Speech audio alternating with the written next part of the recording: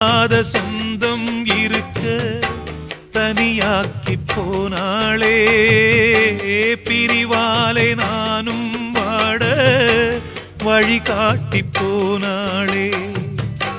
விலகத்தான் நினைக்கிறேன், விலங்குதான் போட்டியே, கலங்கித்தான் தவிக்கிறேன், கேள்விதான் கேட்டியே.